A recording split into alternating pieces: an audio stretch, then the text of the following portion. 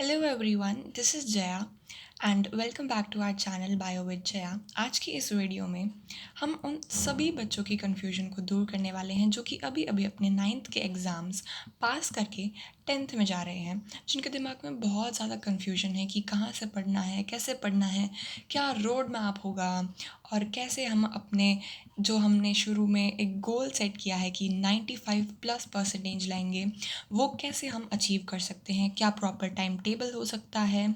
तो इन सारी चीज़ों पे आज हम इस वीडियो में बात कर रहे होंगे।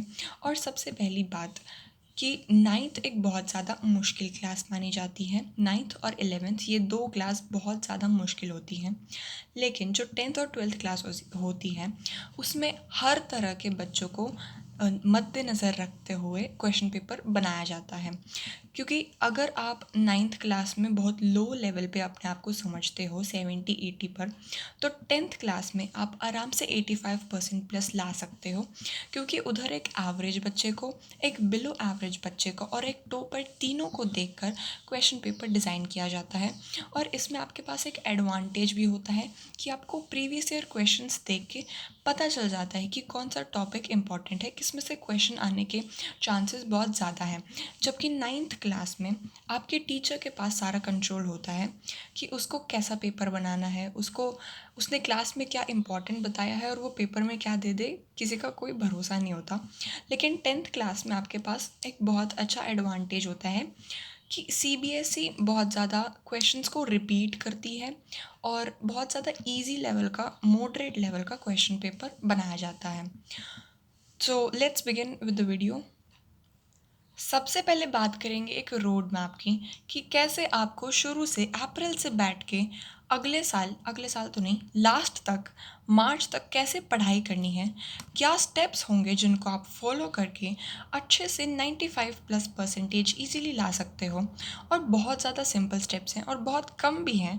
4 सिंपल स्टेप्स मैं आपको बताऊंगी जिनको अगर आपने लकीर मानकर फॉलो कर लिया तो आपका फ़ोटो उस बोर्ड पे लगने से कोई नहीं रोक सकता।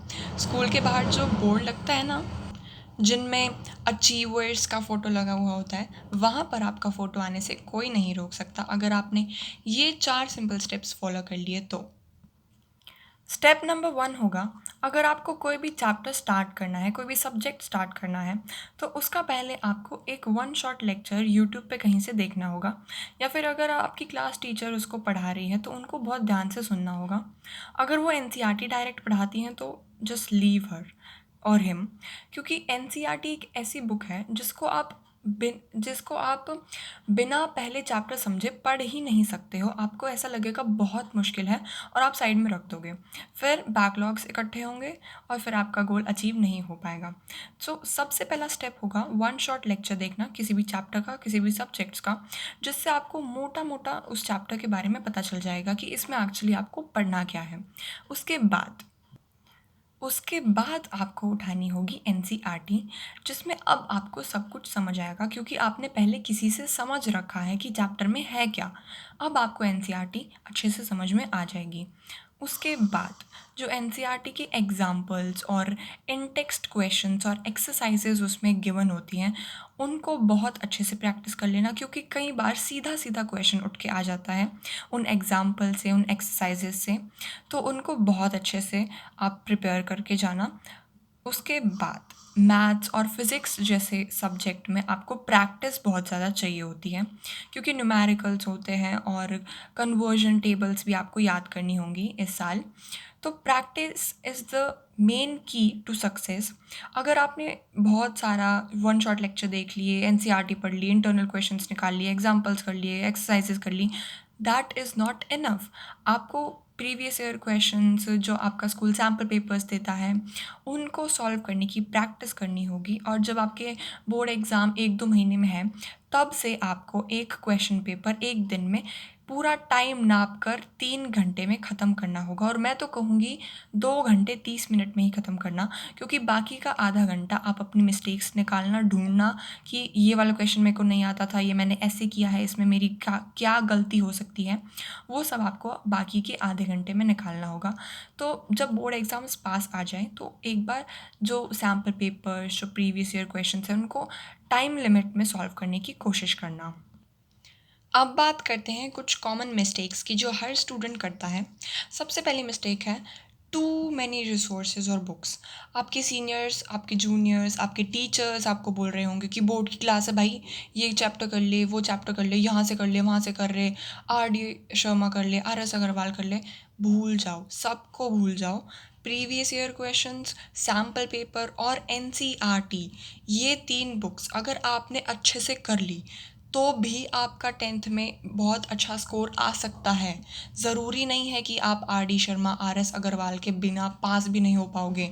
नहीं, अगर आप सैम्पल पेपर्स को छोड़ो, आप प्रीवियस ईयर क्वेश्चंस और एन सी आर टी करके जाते हो तो भी आपके बहुत अच्छे मार्क्स आ सकते हैं।